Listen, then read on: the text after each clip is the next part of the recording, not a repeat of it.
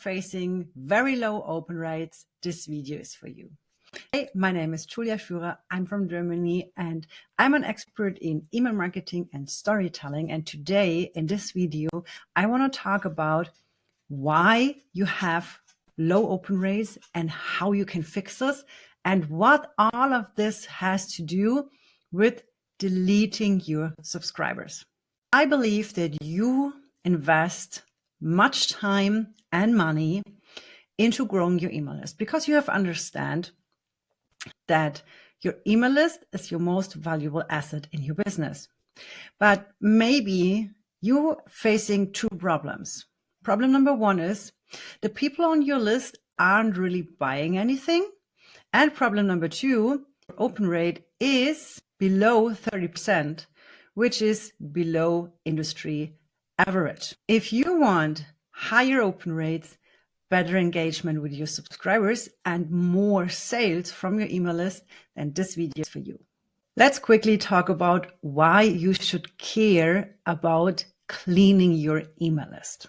Well, if you have a dirty list, then you have unengaged subscribers, and unengaged subscribers leading to lower open rates. While email providers like Gmail and Yahoo and Outlook, they are tracking some kind of the engagement. They have no access to your actual open rates, but the less engagement you have and the lower open rates you have, the more worse is your email sender reputation. And to land in the primary inbox and to have high open rates, you need a good sender reputation. We will talk about later what can you do to have a good sender reputation. Low engagement can also mean that your emails land in the spam folder. So you need to double check some tech stuff, which we also talking about later. And one thing that hurts really hard is if your subscribers don't open your emails, you have paid with your time and your money for subscribers who aren't reading your emails. So you have paid for nothing. The advantage of having a really clean email list is better open rates and higher engagement. But let's talk about deliverability first. Deliverability means that your emails actually landing in your subscribers' inbox. And inbox can mean update folder, forums folder, primary inbox. There are many ways a subscriber can land in your inbox. It's not enough to just be able to send an email. You also make sure that your email really get delivered. If you don't meet the technical requirements Outlook, Gmail, and Yahoo, and all the other email tools have, you might get land in a spam folder. You get maybe blocked by the email tool itself, not necessarily by your subscriber, but by the email tool itself. And you are then on a blacklist, and it's hard to get off this list. What can you actually do to land in your subscribers' inbox? Google and Yahoo announced big changes for people who are sending mass email. If you do not send more than 5,000 emails in one batch to Gmail email addresses, these requirements aren't all for you, but in parts. And I really want to make sure that you understand what you need to technically do to be able to land in your subscribers' inbox. So let's see what we are talking about. So what you can see here are my account settings of my MailerLite account. And I want to make sure that you really take care of those two things. Thing number one is your authentication status. You need to prove that you are the person who owns the domain you are using for sending your emails. And this has something to do with the fact that many people at the beginnings of the online business area use email marketing for spam. You may remember that a few years ago, email marketing, the internet was some kind of a Wild West thingy with very less rules. And people started to use email service providers to send emails just using free Gmail addresses, and they spammed and they scammed people. If you now want to be someone who is using email marketing for their business, you need to have your own domain with your own email address. My email address is connect@juliaschürer.com. And now I need to prove that the domain juliaschürer.com is mine. And this is why I need to add a little code snippet in my DNS record to prove that I own juliaschürer.com. I can link some resources for you in the description. The next thing you need to make sure is, and this is something I have learned, I need to double check maybe once a month, are my DNS records. Today morning, when I started to preparing for this video, I saw that my DNS records weren't off. I asked my web admin to fix this and she was able to fix it. So now my domain is aligned. My DNS settings are done. And this is technically what you need to have set up to make sure that your email will actually be delivered in your subscribers' inbox. But there are also a few other things that you need to make sure to have a good deliverability. This is your spam compliance rate. What is this? This is the amount of people who are unsubscribed from your emails and saying this is spam. When will this happen? Most of the times this happens by people who are heavily subscribing to other people's email lists, and then they even have no idea who you are. And then you might come up with an offer, and then they are like, huh, I never subscribed to your list, you are a spam. So this can happen. The other way this happens, and this is something I have experienced by myself, is when people are trying to unsubscribe, but didn't actually finish the unsubscribing process. And then they think they have unsubscribed from your emails, and then you send the next email, and then they feel like you are a scammer, and they think they have unsubscribed, but they didn't actually have unsubscribed. Ideally, you have a 0 unsubscribe rate. The next thing I want to talk about is unsubscribing. You need to make it as simple as possible for people to unsubscribe from your email list. If you are not a mass sender, as we said before, sending 5,000 emails per day or more per day to a Gmail account, then you are just required to have a clear unsubscribing process. If you are not a mass sender, you need to have an unsubscribe button that leads to an unsubscribe page where people can unsubscribe. If you are a mass sender, then you need to have a one-click unsubscribe process. This means when someone clicks on the unsubscribe link in your email, this person immediately must be unsubscribed without a step in between. This is my unsubscribe page. I'm not a mass sender, so I don't need a one-click unsubscribe. And this is why I can use this amazing feature from MailerLite, which helped me to design a unique unsubscribe page. And if you are on my list and decide no longer want to receive my emails and you click on the unsubscribe link, you will be referred to this page.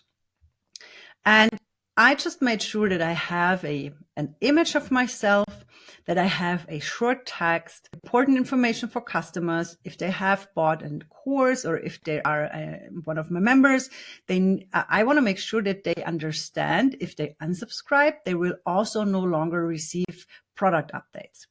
And here I have the unsubscribe button and the yes, I want to stay button.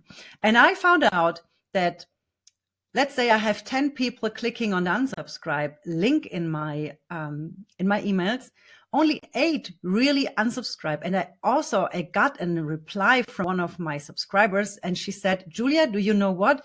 You nailed the unsubscribing process, because I was about to unsubscribe from your emails, and then I saw your amazing unsubscribe page, and do you know what? I changed my mind and I decided to stay on your list. But Again, disclaimer, this is only allowed if you are not a mass sender. If you're a mass sender and sending more than 5,000 emails per day in one batch to Gmail or Yahoo, then you need to have a one-click unsubscribe process. As I said before, the average open rate should be around 35%. The more subscribers you have, the lower your open rates are. Now I want to talk about why you might have low open rates. Thing number one is you attracting the wrong people. I did this. Honestly, my overall goal was to get the leads as cheap as possible, which made me blow up my email list. But then I attracted the wrong people because these kind of people weren't even ready to buy my offer. So I had a huge list with quite good unsubscribe rates, but the click rates and my sales were so damn below 1% that I had to rethink what people I want to attract. And if you're interested in this, I link a video below from my friend and mentor, Evelyn Weiss, where she's talking about how to think of the people you want to attract and what kind of resources you might want to use. So once I understood that it's important to know who is my target audience and what is my offer to attract the right people, because I want to convert people. Yes, I want to convert people. I want to convert you because I have a business. You're here because you want to learn about email marketing and I have an offer. So yes, for sure. Besides the fact that I want to share value, I want to convert people because this is why we have a business, right? The second thing, and this is the main topic of this video, is you are not cleaning your list. And this means that you have too many people on your list who haven't engaged and opened your emails in a specific time frame. And a good time frame to decide if someone is engaged or not engaged are 90 days. And I quickly want to give you a theory overview of how to clean your list. And then I want to show you how to do this with MailerLite, because this is quite tricky. It's not that easy like if you would use ActiveCampaign. So option number one, and this is the option I prefer, is having a re-engagement campaign. Many people call this also cold scrub, but I don't like it to call it like this because I would like to think and have a mindset of re-engaging instead of separating them into engaged subscribers and not engaged subscribers. I have made good experiences with a 4-email sequence which looks like this. You have your not engaged subscribers. You send them an email, you wait for 2 days, and then you ask, did this person open my email? Yes, right? This is a person who re-engaged, and now again, this person is a engaged subscriber. If this person haven't opened up your email in the day 2 days after you have sent the first email, this person will receive the next email, which again gives value and helps this person to decide if this person want to stay on your list or not. And then you repeat the process again. You wait for 2 days. Then you check, has this person opened up your email? Yes, great. We have a re-engaged subscriber. If this person hasn't opened your email, you will send the next email, again with sharing value, an unsubscribe link to help people decide if they want to stay in your world or not. And this process you repeat 4 times with 4 emails. And I had a lovely former client, a former member of my membership, who asked in another membership a question, what she should do with unengaged subscribers. And she also asked herself, would these people change their mind after 90 days? Maybe this person will start, maybe or maybe not, reading your emails after 120 days. And I can tell you, it doesn't matter. You need to have a specific point where you start making a decision and helping people to make a decision if they want to stay in your email, on your email list or not. And you have to pick a certain time frame. And I experienced that I had people who didn't open up any of my re-engagement emails. Then I unsubscribed them. And then they came to my list again through another source. Maybe a free bundle, or maybe I was referred by one of my subscribers, and they remembered, oh gosh, Julia, she had so many good emails and she shared so much value. And then they didn't even notice that I have unsubscribed them. But you have to. If you build an email list and have 10,000 subscribers and you have at least 50% who are unengaged, then you have only 5,000 people left who maybe or maybe not engaged. From these 5,000 people, I'm not good in math, but half of them, if you have an open rate from 25%, you have 2,500 subscribers who open your email. Let's say you have 35%, then you have around 3,000. I'm not good in math, but you are losing so much opportunities for a high open rate and high engagement because you just have those people on your list who aren't engaged. So what else can you do? If you don't want to run a re-engagement campaign, then you can just segment your subscribers and just unsubscribe them. If you're using MailerLite, then you have some kind of a half manual and half automated process. Once I used ActiveCampaign, it was quite easy to tag people who haven't opened my emails for 90 days or longer. But MailerLite isn't providing that. I just had a conversation with the support team today and asked when they finally will implement that, because I already asked 10 times for this feature and it might be so helpful. But until they have this, I would like to show you how I clean up my list once a month. So first of all, you set a date once a month where you take 10 minutes to clean up your list. Step number one is you go and create your re-engagement automation with your 4 emails. This might be took around 3 to 4 hours, but this is something you have set once and you're good. The next thing, you go to your subscribers page to segment, create a new segment, call it inactive for 90 days. So the first thing you need to do is to choose a filter. And for this filter, we choose time inactive. Have not opened or clicked any email in the past 90 days. So the problem with this is, if we click on save, I have 569. The problem here is MailerLite chooses people who haven't opened or clicked your emails in 90 days and not who haven't opened or clicked for 90 days or longer. So, for example, if someone just subscribed today, a minute ago, to my email list and haven't opened my first email yet, this person will be in this segment. And this is what I have asked MailerLite for, because it took now some kind of a manual work. Okay.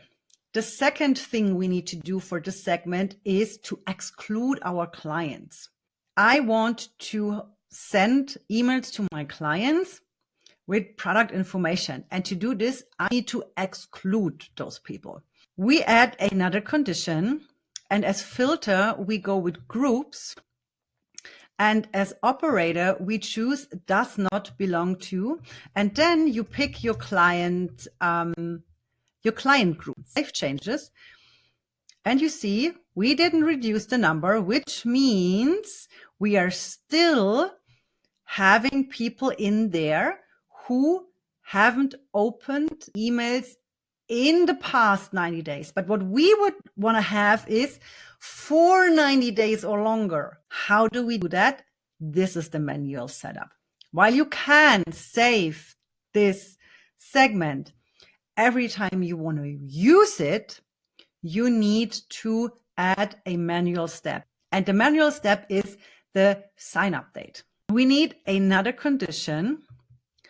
Choose as filter sign up date is before, and now we choose 90 days before today, which means we have March 25, we have February 25, we have January 25, we have December 25. And now you see the number has changed.